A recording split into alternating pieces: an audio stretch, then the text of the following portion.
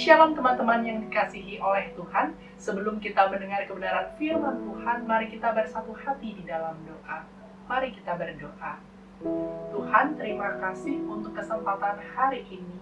Kalau sebentar kami mau mendengar kebenaran firman-Mu, bukakanlah pikiran setiap kami ya Bapa. Sehingga ketika kami mendengar kebenaran firman-Mu, kami dapat mengertinya dan menjadi pelaku kebenaran firman-Mu.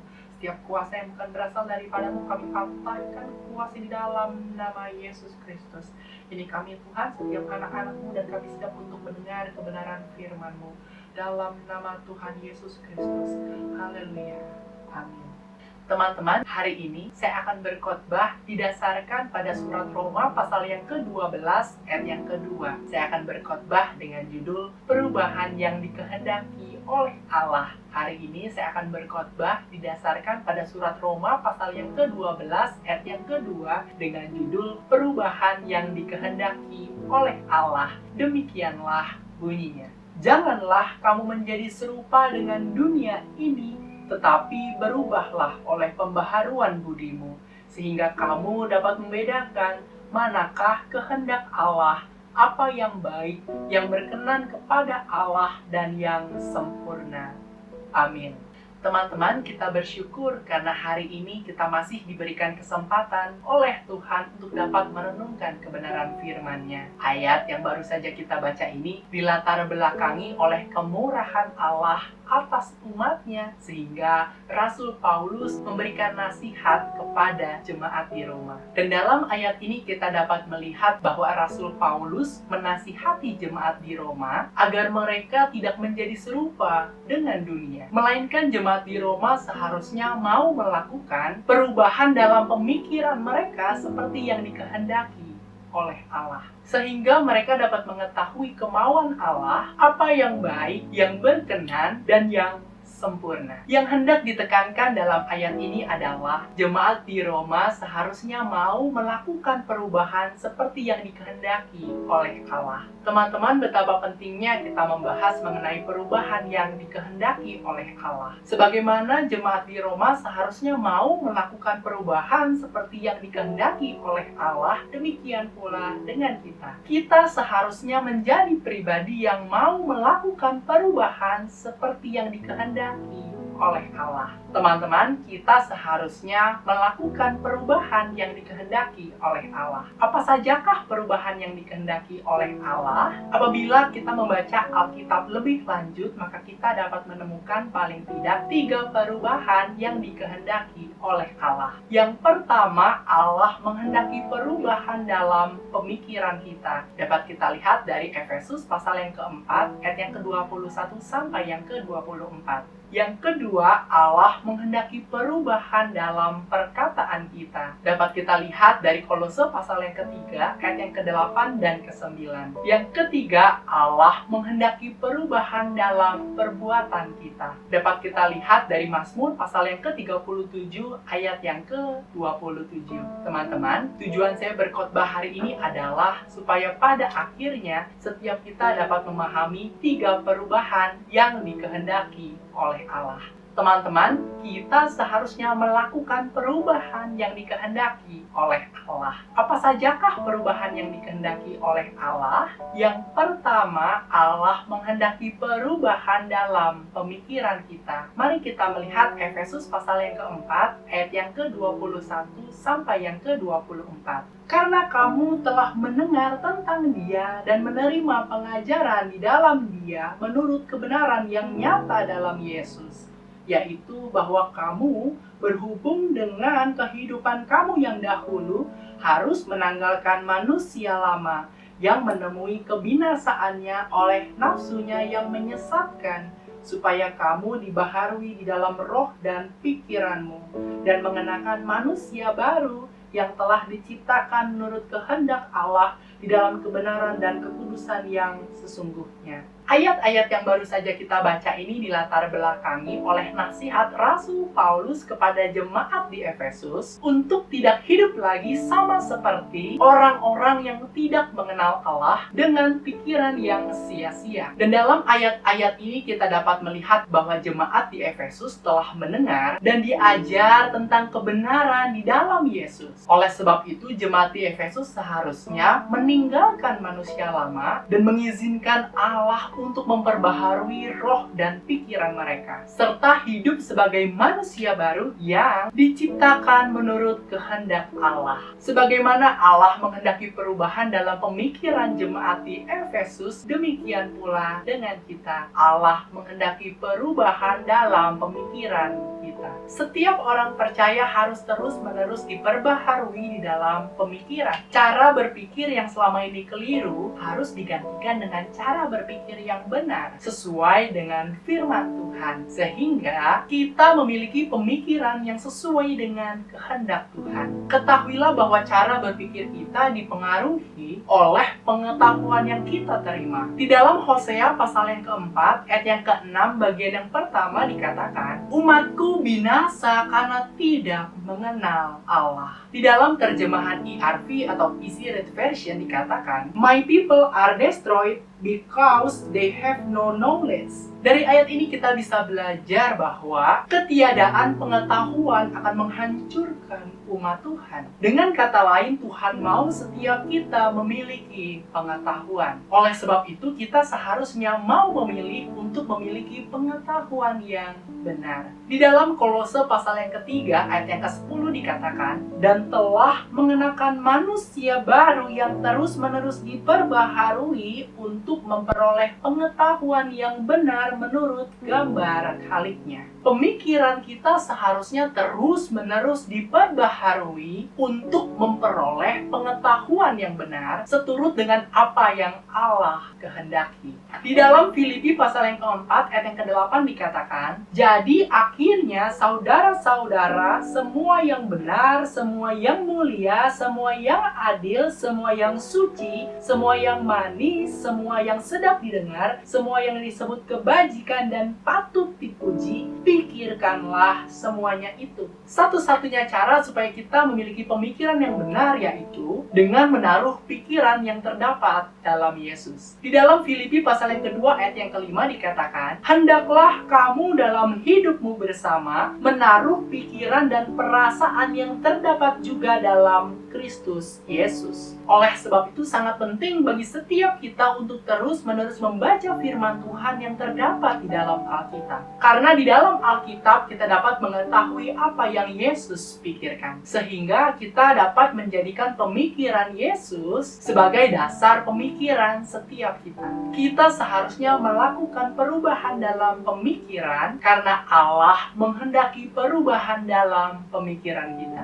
Di dalam Kejadian pasal yang ke-15 ayat yang pertama sampai yang ke-6 dikisahkan mengenai seorang tokoh Alkitab yang bernama Abram, yang kita kenal dengan sebutan Abraham, di mana saat itu Abraham mendapatkan firman Tuhan melalui sebuah penglihatan, di mana Tuhan berkata kepada Abraham untuk jangan takut, sebab Tuhan akan memberikan upah yang sangat besar kepada Abraham. Abraham pun berkata kepada Tuhan bahwa Tuhan tidak memberikan anak kepadanya. Sehingga Abraham berpikir bahwa yang akan mewarisi harta yang dimiliki olehnya adalah Eliezer, hambanya. Kemudian Tuhan berkata kepada Abraham bahwa yang akan mewariskan harta Abraham bukanlah Eliezer, melainkan anak kandungnya sendiri. Kemudian Tuhan membawa Abraham keluar untuk melihat ke langit dan menghitung bintang-bintang. Tuhan berkata bahwa Abraham akan memiliki keturunan sebanyak bintang-bintang di langit, dan Abraham pun percaya kepada Tuhan. Melalui kisah ini kita dapat belajar bahwa Tuhan menghendaki perubahan di dalam pemikiran Abraham. Sebelumnya Abraham berpikir dengan pemikirannya sendiri bahwa ia tidak akan memiliki keturunan. Namun pada akhirnya Abraham mengubah pemikirannya sesuai dengan apa yang dipikirkan oleh Tuhan tentang dirinya. Hal tersebut ditunjukkan oleh oleh Abraham melalui kepercayaannya kepada Tuhan. Sebagaimana Allah menghendaki perubahan dalam pemikiran Abraham, demikian pula dengan kita. Allah menghendaki perubahan dalam pemikiran kita. Teman-teman, kita seharusnya melakukan perubahan yang dikehendaki oleh Allah. Apa sajakah perubahan yang dikehendaki oleh Allah? Yang kedua, Allah menghendaki perubahan dalam perkataan kita. Mari kita melihat Kolose pasal yang ketiga, ayat yang ke-8 dan 9. Tetapi sekarang, buanglah semuanya ini, yaitu marah, geram, kejahatan, fitnah, dan kata-kata kotor yang keluar dari mulutmu. Jangan lagi kamu saling mendustai karena kamu telah menanggalkan manusia lama serta kelakuannya. Ayat-ayat yang baru saja kita baca ini dilatar belakangi oleh nasihat Rasul Paulus kepada jemaat di Kolose untuk mematikan segala sesuatu yang duniawi, karena hal tersebut mendatangkan murka Allah. Perkataan "tetapi sekarang" yang terdapat di dalam ayat yang ke-8 menunjukkan sebuah perubahan yang dikehendaki bagi jemaat di Kolose. Ada sebuah perubahan yang seharusnya dilakukan oleh jemaat di Kolose, yaitu jemaat di Kolose seharusnya membuang hal-hal yang jahat. Di antaranya yaitu perkataan kotor dan kebohongan dari dalam hidup mereka. Jika dahulu mereka sering memperkatakan perkataan yang sia-sia dan mengucapkan perkataan yang tidak benar, maka mereka seharusnya meninggalkan perkataan tersebut. Melalui nasihat dari Rasul Paulus kepada jemaat di Kolose, Allah menghendaki perubahan dalam perkataan jemaat di Kolose. Sebagaimana Allah menghendaki perubahan dalam perkataan jemaat di Kolose, demikian pula dengan kita. Allah menghendaki perubahan dalam perkataan kita. Jika dahulu kita sering memperkatakan perkataan yang sia-sia, perkataan yang tidak membangun, bahkan mengucapkan perkataan yang tidak benar, maka kita seharusnya meninggalkan perkataan tersebut. Di dalam Amsal pasal yang keempat, ayat yang ke-24 dikatakan, "Buanglah mulut serong daripadamu dan jauhkanlah bibir yang dolak-dalik daripadamu." Dari ayat ini kita dapat belajar bahwa Tuhan mau setiap kita membuang atau meninggalkan perkataan yang tidak benar dan menjauhkan kebohongan dari hidup kita. Di dalam Efesus pasal yang keempat ayat yang ke-25 dikatakan, "Karena itu buanglah dusta dan berkatalah benar seorang kepada yang lain, karena kita adalah sesama anggota." Dengan kata lain, kita seharusnya hidup di dalam kejujuran dan meninggalkan kebohongan dari hidup kita. Ketahuilah bahwa Allah menghendaki perubahan dalam perkataan kita. Di dalam Efesus pasal yang keempat ayat yang ke-29 dikatakan, "Janganlah ada perkataan kotor keluar dari mulutmu, tetapi pakailah perkataan yang baik untuk membangun di mana perlu, supaya mereka yang mendengarnya beroleh kasih karunia." Berhenti untuk memperkatakan hal-hal yang buruk, hal-hal yang negatif, dan hal-hal yang meruntuhkan. Melainkan pakailah perkataan kita untuk memperkatakan hal-hal yang baik, hal-hal yang positif, dan hal-hal yang membangun. Sehingga melalui perkataan yang kita ucapkan, banyak orang diberkati dan dikuatkan. Kita seharusnya melakukan perubahan dalam perkataan kita karena Allah menghendaki perubahan dalam perkataan kita. Di dalam kitab Ayub pasal yang pertama sampai yang ke-42 dikisahkan mengenai seorang tokoh yang bernama Ayub. Ayub adalah orang yang beriman kepada Tuhan. Namun di dalam perjalanan kehidupannya, iblis datang untuk mencobainya, yang menyebabkan Ayub kehilangan 10 anak yang dikasihi dan segala hartanya. Tidak berhenti di situ, Ayub pun ditimpa barah yang busuk dari telapak kakinya sampai ke batu kepalanya. Bahkan istri Ayub berkata kepada Ayub untuk mengutuki Allah dan matilah. Kemudian datanglah ketiga sahabat Ayub untuk mengucapkan bela sungkawa kepadanya dan menghibur Ayub. Singkat cerita, Ayub mulai mengeluh mengenai keadaan yang dialami olehnya. Bahkan Ayub mulai menuduh tentang perlakuan Allah kepadanya. Sampai pada akhirnya Ayub menyadari kedaulatan Allah atas hidupnya, serta memahami bahwa Allah menghendaki perubahan dalam perkataan yang Ayub ucapkan. Ayub pun mencabut perkataannya dan menyesali setiap hal yang telah diucapkannya. Melalui kisah ini kita dapat belajar bahwa Allah menghendaki perubahan dalam perkataan Ayub. Allah mau Ayub tidak menjadi pribadi yang mengeluh, melainkan menjadi pribadi yang selalu menyadari bahwa segala sesuatu yang Allah izinkan terjadi disertai oleh maksud Allah di dalamnya. Sebagaimana Allah menghendaki perubahan dalam perkataan Ayub, demikian pula dengan kita. Allah menghendaki perubahan dalam perkataan kita. Teman-teman, kita seharusnya melakukan perubahan yang dikehendaki oleh Allah. Apa sajakah perubahan yang dikehendaki oleh Allah? Yang ketiga, Allah menghendaki perubahan dalam perbuatan kita. Mari kita melihat Mazmur pasal yang ke-37 ayat yang ke-27.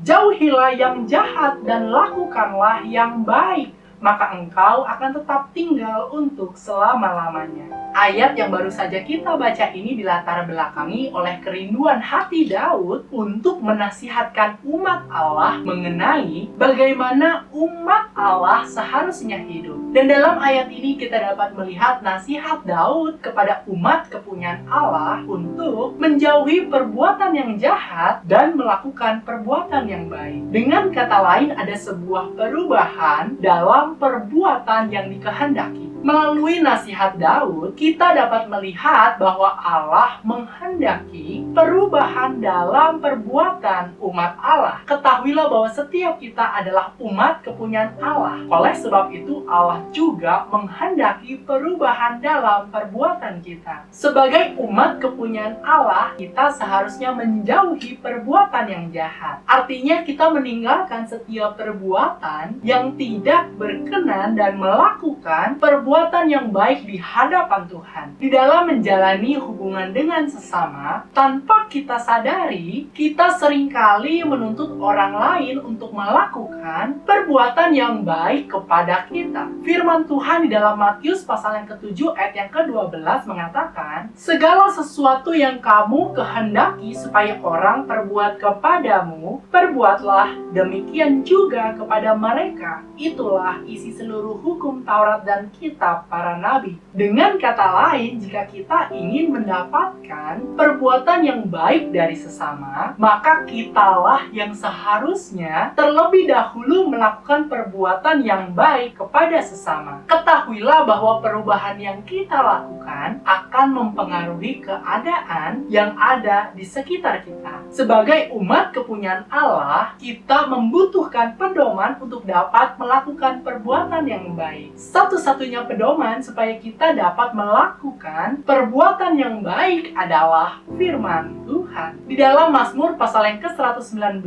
ayat yang ke-9 dikatakan, dengan apakah seorang muda mempertahankan kelakuannya bersih dengan menjaganya sesuai dengan firman-Mu. Melalui ayat ini kita dapat belajar bahwa firman Tuhan adalah satu-satunya pedoman bagi setiap kita sehingga kita dapat melakukan perbuatan yang baik. Di dalam Matius pasal yang ke-5 ayat yang ke-16 dikatakan, demikianlah hendaknya terangmu bercahaya di depan orang, supaya mereka melihat perbuatanmu yang baik dan memuliakan Bapamu yang di sorga. Dalam ayat ini kita dapat belajar bahwa Tuhan mau orang lain melihat perbuatan baik yang kita lakukan supaya nama Tuhan dipermuliakan. Jika hari ini kita menyadari bahwa masih ada perbuatan yang tidak berkenan yang kita lakukan di hadapan Tuhan, akuilah hal tersebut kepada Tuhan dan mintalah kekuatan dari Tuhan untuk dapat meninggalkan perbuatan tersebut dan mulai untuk melakukan perbuatan yang baik di hadapan Tuhan. Selagi masih ada waktu, artinya masih ada kesempatan bagi kita untuk menjadi pribadi yang lebih baik. Kita seharusnya melakukan perubahan dalam perbuatan karena Allah menghendaki perubahan dalam perbuatan kita. Di dalam Injil Yohanes pasal yang ke-8 ayat yang ke-2 sampai yang ke-11 dikisahkan mengenai Yesus yang sedang berada di bait Allah untuk mengajar. selanjutnya. Kemudian datanglah ahli-ahli Taurat dan orang-orang Farisi membawa seorang perempuan yang kedapatan berbuat zina. Lalu mereka berkata, "Rabi, perempuan ini tertangkap basah ketika sedang berbuat zina. Musa dalam hukum Taurat memerintahkan untuk melempari perempuan tersebut dengan batu. Bagaimana pendapatmu?" Mereka menanyakan hal tersebut untuk mencoba Yesus. Ketika mereka terus-menerus bertanya, Yesus pun berkata, "Barang siapa di antara kamu tidak berdosa, hendaklah ia yang pertama kali melemparkan batu kepada perempuan itu." Setelah mendengar perkataan tersebut, pergilah seorang demi seorang, mulai dari yang tertua. Singkat cerita, tinggallah Yesus seorang diri dengan perempuan tersebut. Kemudian Yesus bertanya kepada perempuan tersebut, "Hai perempuan, di manakah mereka? Tidak adakah yang menghukum engkau?" Jawabnya,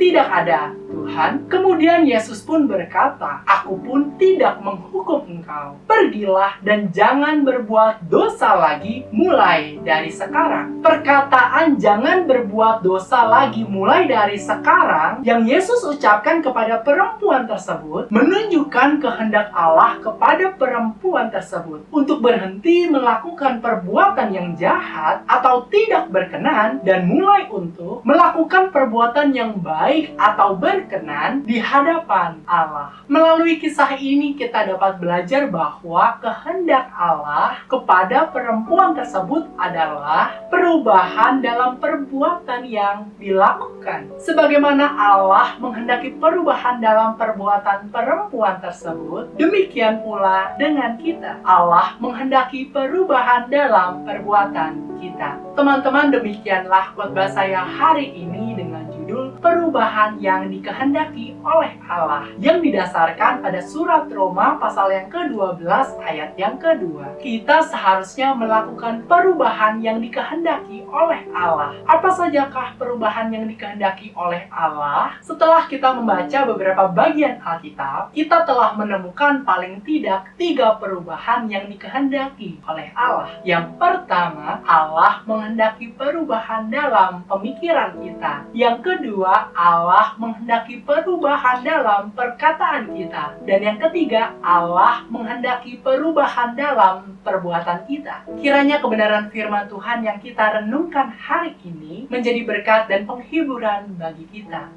Amin. Mari kita bersatu hati di dalam doa. Bapa, terima kasih untuk kesempatan hari ini, di mana kami masih boleh mendengar kebenaran firman-Mu. Kami tahu ya Tuhan, bahwa masih banyak kelemahan yang terdapat di dalam diri kami. Tetapi kami sebagai umat kepunyaan-Mu, kami mau belajar ya Bapa, untuk mau melakukan perubahan sesuai apa yang Engkau kehendaki atas kehidupan setiap kami. Apabila masih ada pemikiran kami atau cara berpikir kami yang selama ini salah, kiranya kami mau mengizinkan Engkau untuk melakukan perubahan di dalam kehidupan kami ya Bapa. Sehingga setiap kami memiliki pengetahuan yang benar, dan pengetahuan yang benar tersebut akan membuat kami memiliki pemikiran yang benar seturut dengan kebenaran firman Tuhan. Kalau selama ini kami suka memikirkan hal-hal yang jahat, biarlah ya Bapa, kami menjadi anak-anak-Mu yang mau mulai untuk memikirkan hal-hal yang berkenan di hadapan Tuhan. Dan apabila perkataan kami selama ini seringkali menyakiti orang-orang yang ada di sekitar kami, perkataan yang kami ucapkan adalah perkataan yang meruntuhkan dan hal-hal yang negatif, ampuni kami ya Bapa. Kami mau belajar untuk mulai memperkatakan hal-hal yang membangun, hal-hal yang positif, hal-hal yang memberkati dan menguatkan kehidupan orang lain. Serta ya Bapa, kami rindu untuk juga melakukan perubahan dalam setiap perbuatan yang kami lakukan. Kalau selama ini tindakan yang kami lakukan jauh dari kebenaran firman Tuhan, ampuni setiap kami ya Bapa. Berkati setiap tangan kami sehingga apa yang kami lakukan semuanya menyenangkan hati Tuhan. Biar melalui tangan ini nama Tuhanlah yang selalu akan dipermuliakan. Terima kasih Bapa, terima kasih ya Yesus. Kami percaya bahwa selama waktu ini masih ada, artinya masih ada kesempatan untuk setiap kami berubah menjadi pribadi yang jauh lebih baik sesuai dengan kehendak Tuhan. Di dalam nama Yesus Kristus, kami telah berdoa dan mengucap syukur. Haleluya. Amin.